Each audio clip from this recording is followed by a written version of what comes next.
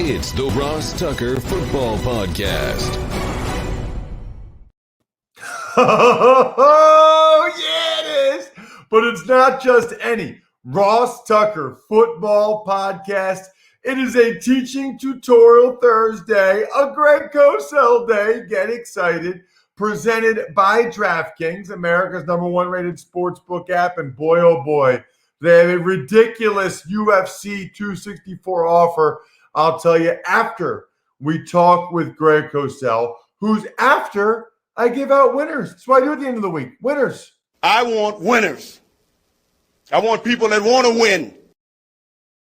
You know, a lot of you have heard Mike Singletary say that for years, and yet you still don't want to be a winner. You still don't want to get in the best ball draft against me and Joe Dolan, which is going to be epic. I love dominating my listeners in best ball drafts. I love talking trash to you guys. All you have to do is be the first one that takes advantage of the Warby Parker try-on that I talked about yesterday with Andrew Brandt. Send it to me, and boom, you got it. I love spread the word winner, whether that's this week, Will Kraus, Kraus. He just liked one of our posts on Instagram. It wasn't me at Ross Tucker NFL. It was at RossTuckerPod. Just follow. If you like one of the posts, you got a great chance to go ahead and get a signed picture or card or press pass, whatever you want. I tweeted the other day, and I put on Instagram, my card is like worth a lot. I don't really know why, but my card from 2002 at least, or 2003 is like worth more than a lot of guys that were better football players than me. I'm not exactly sure why, or at least had better careers. And I was asking that question on social media. We've got the sponsor confirmation email winner, who is Scott Munchinsky. Raycon earbuds. Dudes, I've been spending a lot of time at the beach this summer, and I've been riding my bike a lot. Raycon earbuds are a game changer. If you see me at the beach, I guarantee if I'm riding my bike, my Raycon earbuds are in. I love them. Man, I had no idea how much better they could be. I was using some junk earbuds before. Now I got the Raycons. Woo! They're awesome. Scott, you will love them. The YouTube shout out goes to Coleman Friend. Coleman is a friend of mine. Rip, rip, rip. He can hit it anytime. Rip, rip, rip. You guys don't even know what that is. That's actually a softball team, a softball chant from the Paxtonia Pink Puppies. My phone's ringing. I'm doing softball chants because Coleman's last name is Friend, and he signed up for a free subscription to youtube.com/RossTuckerNFL. I'm shouting him out. He's going to get a cameo-style shout-out that people pay $25 for. You get it for free, Coleman. Just email me, ross@rosstucker.com. I'll give a shout-out via YouTube to whoever you want me to. We're rolling on a Teaching Tutorial Thursday. It's Big Show time. The Big Show. All right, Greg, let's start with N'Keal Harry. Before we get into the AFC South, I did want to get your thoughts on the first-round pick for the Patriots a couple years ago, who has formally requested a trade. What did you see from him coming out, and what have you seen from him so far in the NFL? Yeah, Harry's one of those guys that my guess is was polarizing, Ross, because you look at a receiver like that.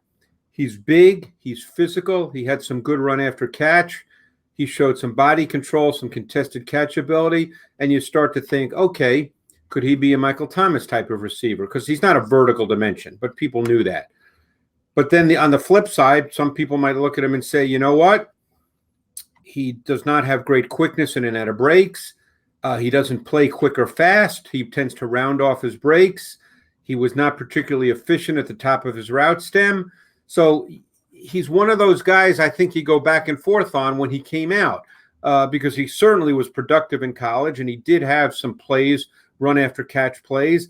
But clearly in the NFL, the negatives have shown up more than the positives. And at this point in time, he's not he's not the receiver that the positives might suggest he could become. So I can't speak to anything about professionalism, work ethic, anything along those lines.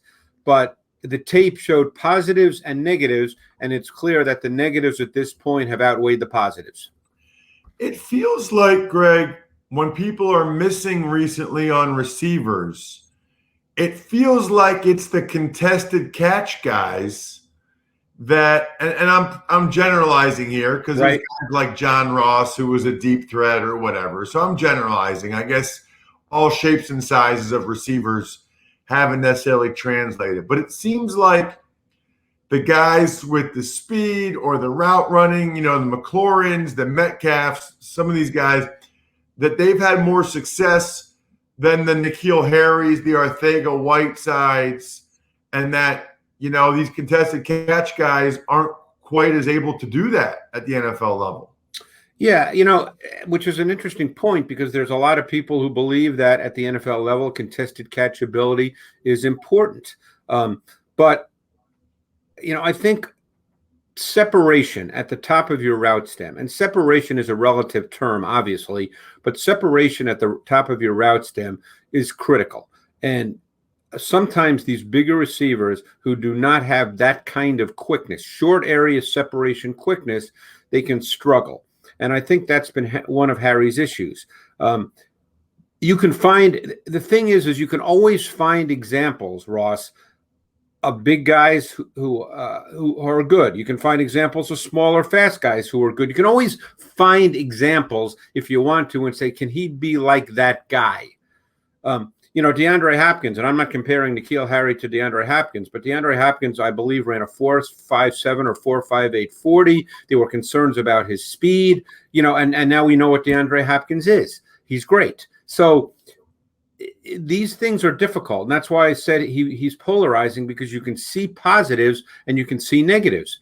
And then it gets down to other factors, which you and I may not be aware of when it comes to other things, but certainly the negatives on tape have shown up far more than the positives.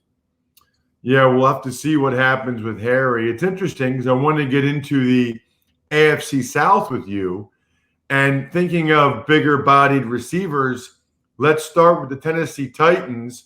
Although I guess, and I know they can, Greg. I know Julio Jones and A.J. Brown can make contested catches. But that's not really what I think about when I think about those two guys. So those guys are big bodies, big, strong at the catch point. But I look at A.J. Brown. He kind of reminds me of T.O. a little bit. Julio Jones. I don't look at those guys as being quote unquote contested catch guys. Is that right or wrong? I would say that's fair. I mean, Julio is just a different cat because Julio's 6'3", 225 and could run. Now, we don't know exactly what he is. Now he has some lower body. He's had some lower body injuries. He doesn't practice a lot. So we'll see where he is at in his career. But obviously Julio's a first ballot Hall of Fame receiver who he's just a different guy. A.J. Brown is a big physical receiver, but he's more than that. He's really good run after catch. In the context of their offense, they used him a ton on in-breaking routes off their play action pass game. He's very physical and competitive on in-breakers, and as I said, had very good run after catch ability. The big question for me about Tennessee's offense, and it's not an easy answer, and people assume it is, but it's not, and I've talked to coaches about this, is this has been a Derrick Henry-based offense. Everything has started with the run game. Henry has led the NFL in carries in each of the last 2 seasons with almost 400 a year ago. It's very easy to say, oh, well, defenses are in a bind. Are they going to stop the run or are they going to play 2 safeties deep? It's not a binary equation. Defensive coordinators are smarter than that.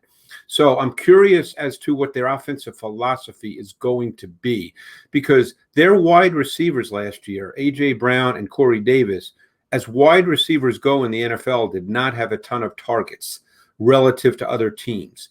So it's a philosophy issue, and I'm very curious to see how it plays out. Now, it's always better to have great players to work through your philosophy than lesser players, but it's still something that they have to figure out, and they have a new coordinator in Todd Downing. I guess part of me wonders, Greg, if they look at it and they recognized, well, first of all, they lost Corey Davis, so Julio Jones sort of replaces him. But I also wonder if they recognize that Derrick Henry only has so many touches, so many carries in him, and that they'd like to, even though they run it through him, not give him quite as many touches, be more of a play action team, throw the ball a little bit more to save Henry maybe for later in the year or the playoffs. It's a great point. And one thing to keep in mind, Henry, number one, he had far and away the most first down carries in the league last year of any back. Number two, what they've done in the past under Arthur Smith is they ran a lot out of base personnel, 2 tight ends, 3 tight ends, a fullback.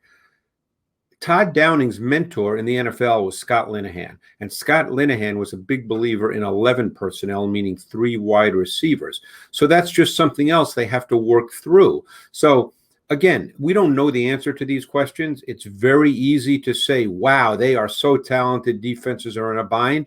They averaged over 30 points a game last year. They're not going to average 45 points a game, Ross. You know that. No one does that.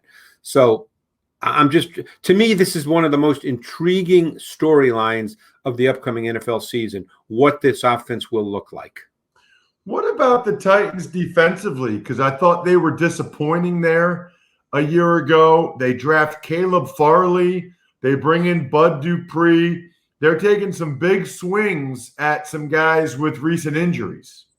Yeah, and they were poor on defense last year because they couldn't do 2 things. They couldn't rush the quarterback and they couldn't cover. And they've tried to address that. They brought in a player as well you didn't mention who's a very good, versatile D lineman in Nico Autry. But drafting Farley in the first round, bringing in Janoris Jenkins, my sense is since those 2 players to me are best when they play press man, I would think you're going to see them play more press man coverage on the perimeter because the players can do that. So they need to be better than they were a year ago. They scored a ton. History sometimes tells us that teams don't score like that every single year. So we'll see. Defense is their number one concern right now. Let's move on to the Jacksonville Jaguars. And obviously, much of the conversation will surround Trevor Lawrence. What are you expecting from him in this offense in year one? Yeah, I'm fascinated to see what they do and what their approach is. You know, they drafted Travis Etienne in the first round, and we know what James Robinson did a year ago, but Travis Etienne is a more talented player, than James Robinson. More explosive athlete, can give you more big plays. I know they spent a lot of the offseason with Travis Etienne working outside, but he's a running back. So I'm really curious to see how this plays out because Etienne gives you that explosiveness, that dynamic element to your offense. As far as Trevor Lawrence, you know, he'll start. They can say whatever they want right now. He'll be the starting quarterback. You know, this O-line has been together for about 3 years now, Ross. This is not a patchwork O-line. This is a group, I think it's been 2 years or 3 years. I can't remember when Andrew Norwell came from Carolina. But it should be an improving O-line. Obviously, it's a new coaching staff. Urban Meyer brought in Darrell Bevel. He brought in, I think, Brian Schottenheimer. So we'll see what the approach is offensively. Look, their defense was poor a year ago. The last thing you want to have happen is to ask Trevor Lawrence to have to drop back 35 or 40 times a game because he feels like he has to put up 30 points every week just to compete. So even though the focus will be on Trevor Lawrence, it would not surprise me to see this team really try to run the ball and shorten games. Try to control the pace and tempo of games. They have 2 good backs in Robinson and actually 3 in Carlos Hyde, and we'll see how all that plays out. But obviously the focus will be on Lawrence, but I don't think they're going to ask him to be the driving force of this offense and this team early on. You know, it's a great point, Greg, because they got the last 2 Seahawks offensive coordinators, and I don't know if it was their philosophy or Pete Carroll's philosophy, but they like to run the ball in Seattle, and that was what people always complain about with the let Russ cook stuff. No, and you're right. And, you know, the thing is everybody points to the quarterback, and obviously the quarterback's important, but you've got a whole team. Their defense was really poor last year. They've tried to address it in some ways. Obviously, they drafted a corner in the second round in Tyson Campbell, a safety from Syracuse, who I really liked his college tape, Andre Sisco, in the third round. But it's essentially the same group up front. They really, they're counting on guys to play better. So we'll see, because like I said, it's easy to look at Trevor Lawrence and it's easy to look at this offense, but you can't put a young quarterback in a position where he has to feel that he's got to score 30 every week just to compete. Let's move on then and get to the Indianapolis Colts, who, look, I don't know that any of us know what happened to Carson Wentz last year. And I don't know that any of us know what he's going to be this year. I mean, let's start with that, Greg. Yeah. First of all, do you know what happened to him? Like, I don't know. I've ever seen, like I said before, last week, I think, I've never seen a quarterback improve, maybe 2 weeks ago, improve as much as Josh Allen. Greg, I swear, I don't think I've ever seen a quarterback deteriorate as much as Carson Wentz did last year. I know there was other factors, but I just don't remember seeing a guy who I thought was one thing be that much worse like he was last year. Yeah, and I can only speak to the tape. I can't speak to the other factors. Look, no question, the O-line was an issue. The Eagles, I believe, had more offensive line combinations than any team in the league, and playing with guys, as you know, who were street guys. So that you can certainly speak to that, but the tape tells you that Carson Wentz was poor a year ago, and that's all you can say. So the question is, can he revitalize his career under Frank Reich, who was there in 2016 and 2017, and when it appeared that Wentz was on his way to being a top 3 quarterback in this league? Unanswerable. So all we can do is look at what they are offensively. They do have weapons. Jonathan Taylor became a foundation back over the last 7-8 weeks of last season, getting 20-plus carries numerous times. I assume they'll do the same thing. They have great depth in their backfield with Taylor, Naheem Hines, Marlon Mack is back. I think that their receiving core is an interesting group. I think Pittman will take a big step up, and I don't know what that means in terms of number of receptions, but Michael Pittman is big and extremely talented. T.Y. Hilton still looked very good a year ago at times. I think Paris Campbell's the wild card here, because Paris Campbell was a second-round pick in 2019. He's big and he can run. And we know their offensive line is strong. So they have Eric Fisher to replace Costanzo. So it really does fall on Wentz, and we just don't know the answer to that, Ross. We just don't know. If he plays well, this could be a really good offense. There's no question about it. What about the Colts defensively, Greg? Yeah, the Colts defensively are really a solid defense, fundamentally sound. I think the question mark would be at corner. They have an older Xavier Rhodes, and they have Rock Ya-Sin right now as the other outside corner, and he did not play well a year ago. In fact, throughout the season, there were times he was benched for TJ Carey on the outside. So Rock Ya-Sin becomes an important player because Kenny Moore is one of the best slot corners in this league. People might not know much about him, but he is a really good slot corner. So to me, it's Rhodes who's getting older, and it's Rock Ya-Sin, who was a second-round pick in 2019, and he needs to play to his draft pedigree. So to me, that's the number one question mark as we look at their defense. But I think Matt Eberflus does a great job. Really a fundamentally sound defense. They drafted Kwity Paye in the first round. I'm sure the hope is he just steps in and replaces Danico Autry, who they lost in free agency to the Titans. Finally, Greg, let's get to the Houston Texans. And, this is one of those teams where I almost feel like you got to click on their depth chart because they've added so many people. It's like, who's even still on the team? Like, who's playing for the Texans this year? Yeah, and I don't know, I don't know how we address Deshaun Watson. And obviously no decision has been made by the league. So I don't know if he plays or not. But if he does play, they're pretty deep at running back with a good core of running backs with David Johnson. Mark Ingram is there. Phillip Lindsay's there. Rex Burkhead is there. The receiving position is interesting as well. Brandon Cooks, Randall Cobb. They drafted Nico Collins from Michigan in the 3rd round. Big, long, and can run. Whether he's ready to play, who knows? The O-line got better. You know, the O-line was a laughingstock there for a number of years. But if you watch the tape, the group got better. You have to keep in mind that Deshaun Watson, as special as he can be, he is one of those quarterbacks that moves when he doesn't need to. And when you move when you don't need to, yes, there are times that you make phenomenal, outstanding improvisational plays, but you also get sacked more. And it's not the offensive line's fault, Ross, as you well know, being an offensive lineman. So if Deshaun Watson cannot play, it's a totally different offense. It'll be Tyrod Taylor. And then you'll see a lot more of the design quarterback run game concepts. You'll see a different offense. So we just don't know the answer to that right now. How about the Texans defensively? Another place where they brought a lot of guys in. Yeah, and I think they still have some pretty good players. Obviously, they lost J.J. Watt.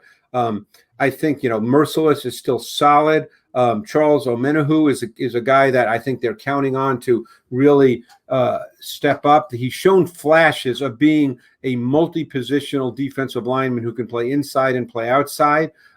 They now have Malik Collins, who's been a solid 3 technique throughout his career. The secondary is, the corner opposite Bradley Roby has been a little bit of a concern. It's I guess still Vernon Hargreaves, but he's been very up and down in his career, and I think he would be someone you'd be a little worried about heading into the season. Check him out on social media, always at Greg Cosell. That's where you can always find this guy's work and what he's doing next. Always love getting his breakdown. Next week, we will wrap it up, I believe, with the AFC West. Really looking forward to it. Greg, thank you so much as always. Thanks, Ross. Appreciate it. Greg is such a legend. I mean, I take so many notes when he's talking. We get so much positive interaction on the YouTube page as well as social media for Greg Spots. Can't wait to talk with him next week. Should be amazing. Speaking of amazing, okay, just pick the main event fighter you think will win by first round knockout, and DraftKings Sportsbook will give you 264 to 1 odds on that fighter. All you have to do is watch the first round. Hope that Poirier knocks out McGregor. If you're a McGregor guy, hope he knocks out Poirier. Put $1 on it, and you get 264. This is one of my favorite promotions they've had. Just make sure when you get the DraftKings Sportsbook app on your phone, you use the promo code Ross so they know your boy sent you. Tuck's Takes. All right. Good morning, Ross. So let's start with a movie, as evidently it came out yesterday. A movie's going to be coming out featuring the story of your Westwood One colleague, none other than Mr. Kurt Warner. Awesome. So I'm a big fan of Kurt's. He's been on the show before. In fact, with this news, I'll probably see if I can get him on again.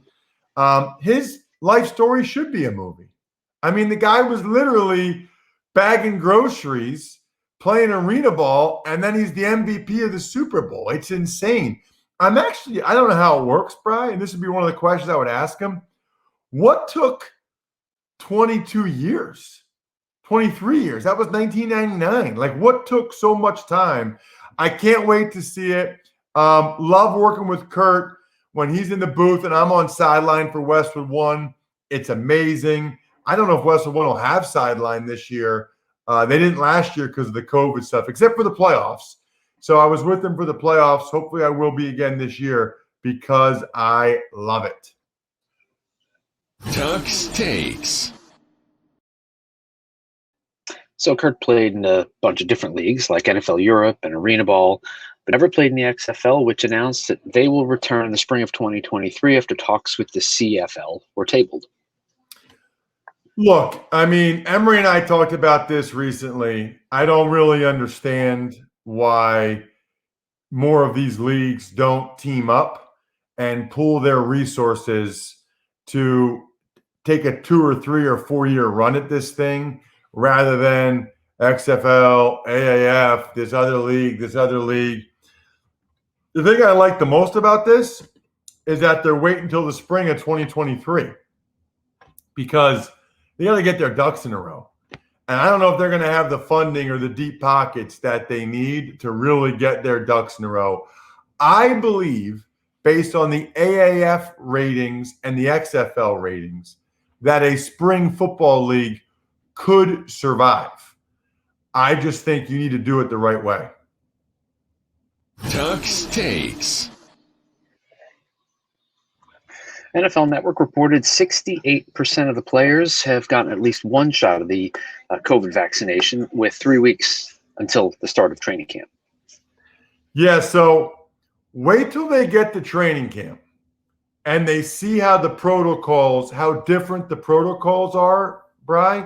We've talked about this a lot, but the protocols are way different for whether you're vaccinated or not. That number is going to go up quickly. You're going to have to feel extremely strongly that you don't want the vaccine to not get vaccinated, because it's going to make your life a lot worse. Your day-to-day life, every day getting tested, every day wearing a mask. That number will be 95% by 2 weeks into training camp. Mark my words. I hope you're right. Last thing I would say there, by the way, Bri, the NFL has a deal with Twitter, a new partnership with Twitter, which I guess is good. They've already had it. They're already doing it, where the highlights are now available on Twitter, which is great. Exactly what they should do. So I'm glad they mentioned that. I'm glad several of you either are going to try to become the first people to take advantage of the Warby Parker free home try-on. Free home try-on if you use my code that I mentioned yesterday. And perhaps I'll even tell you what it is again if I can find it. What, do you remember what it was, Brian? No, you don't know. Yeah, it's a free home try-on trial. Yeah, I meant my code. Yes, It's warbyparker.com/Ross. warbyparker.com/Ross. Free home try-on. In fact, you know what? 2 more entries. The first 3 people that do the home try-on, you're in. You're in the best ball against me and Joe. warbyparker.com/Ross. The first 3 emails I get from people that sign up for the free home try-on, not even asking you to buy anything, you are in. Can't wait to announce it next Wednesday with Joe. Let's get to an email, Bri. Ever wanted to ask an NFL player a question? Well, here's your chance. It's time to Ask Ross. The email address is ross@rosstucker.com. I love your email questions. I love talking about them. What do you got, Bri? Ross, what do you think the long-term consequences are going to be for teams that cut players that get injured working out on their own? There will be lawyers. Should we oust the NFLPA president? Back to the negotiating table? What do you think? That is from Mike. Mike also says, you were drinking that frosé at the beach and not your wife. It is okay to admit it. I actually was not, Mike, but I have no shame when it comes to drinking girly drinks.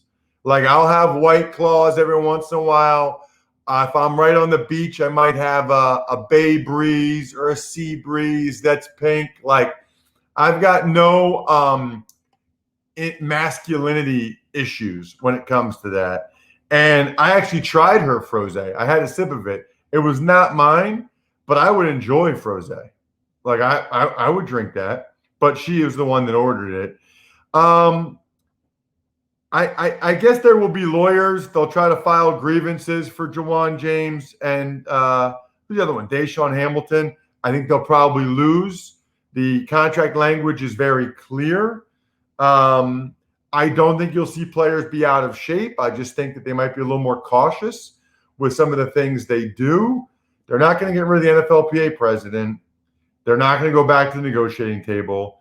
It's going to be mainly lawyers, and maybe players don't do some of the same things. Good question, Mike. Always love your questions. Always love the shout outs for our I Think We're Done Here patrons: Pizza Boy Brewing, Sporticulture, Vision Comics with an X, and HumanHeadNYC.com. I think we're done here. Have a great weekend, everybody. Got a huge week for you guys next week. Very excited. I think we're done here. Thanks for listening to the Ross Tucker Football Podcast. Make sure to also subscribe to the Fantasy Feast, Even Money, Business of Sports, and College Draft. All available at Apple Podcasts, RossTucker.com, or wherever podcasts can be found. A lot of times on the show, I mentioned DraftKings. Here's what you need to know. You got to be 21 or older, New Jersey, Indiana, or Pennsylvania only. New customers only. Restrictions apply. See DraftKings.com/sportsbook for details. Gambling problem, call 1-800-GAMBLER, or in Indiana, 1-800-9-WITH-IT. By the way, if what I was talking about included a deposit bonus, doesn't always, sometimes it does. Deposit bonus requires 25 times playthrough, and deposit bonuses are paid out in sight.